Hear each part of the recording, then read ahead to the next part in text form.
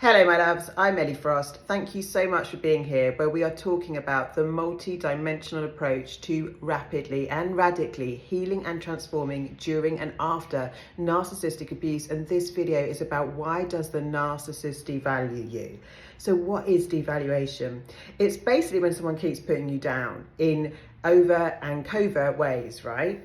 And I'm going to go into like some examples of it, but let's just look at why they do it. They do it because one, it helps form a trauma bond. So if you've seen the videos on trauma bonding, that's when we actually form a very strong enmeshment to our abusers, right? We want the person who causes the pain to take it away. And trauma bonds work on messing up our biology and actually forming a very strong attachment to the person that abuses. So you can check out those videos to learn more about that. They devalue you because they're implanting in your subconscious mind the whole time that you don't matter and that you don't exist in your own right. You exist only for what they need you and want you to be. Most commonly when you're devalued by a narcissist, right? So it's all a method of control.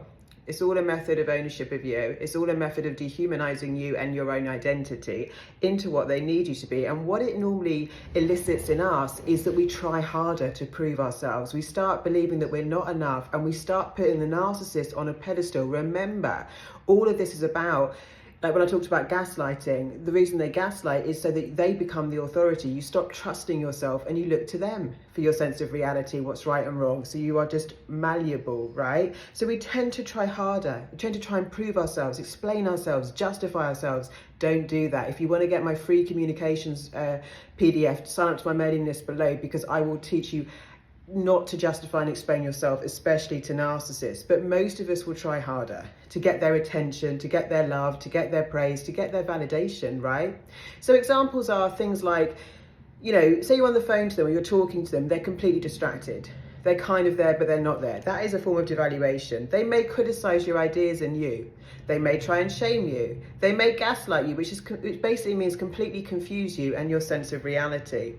They might get very angry that you're not feeling how they want you to feel, because, you know, a narcissist will breadcrumb you, do tiny things to try and please you and keep the trauma bond alive, the high and the low, so it forms the chemical enmeshment and spiritual enmeshment. But they want you to behave how they want you to behave. When they do something small for you, they want you to be delighted. They could be very angry. I've seen that many times when you're not performing how they want you to. They neglect you. Yeah, I've made a video on here on emotional neglect. You can search the videos. That's a form of devaluation. They neglect your basic needs. And actually the narcissist does this on purpose, right? They know what you want and need, and they purposely neglect you. They may even do things like give you gifts that they know are wrong for you. They will literally devalue your entire identity, right? That's just what part of this is. So the thing with narcissists is don't give them the bullets to shoot you with. You can't divulge too much information because they do tend to use it against you. The other thing is that, like, set a standard for your relationships of what you want to experience, which is I want reciprocal relationships. I don't want to be around people who just totally ignore that I'm there. You know, the most frustrating time sometimes in my life was the passive aggression or the complete neglect. It's like I didn't exist. It's like I wasn't in the room. And, you know, they'll talk about you perhaps as if you're not there. They do very strange things. So understand this isn't about you. It's not because you're not worthy. It's not because there's anything wrong with you. This is about them. It's a strategy. It's a strategy of manipulation and control. Yeah? So be honest with how you're feeling.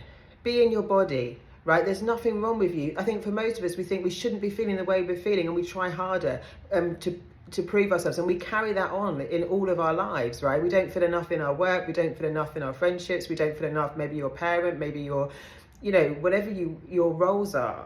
This actually is very dangerous for us because we go through life feeling that we don't really matter, we don't exist, and actually what we start doing is learning how to be more malleable to other people. We become chameleons, like adapting to our environment, being what other people need us to be, and chronic people pleasing, which is toxic, like I talk about, for us and for them, rather than claiming our authentic self. Yeah, a big part of Sovereign and my course on this, and, like, you know, coming out the other side is claiming your authentic self, being true to who you are and what you need, want and need, right? So if you want to learn more, work with me privately, check the box. I'm also sending free resources out to my mailing list, so you want to get on that at elliefrost.com. Lots of love, guys. Please keep liking, subscribing and sharing, and I'll speak to you soon.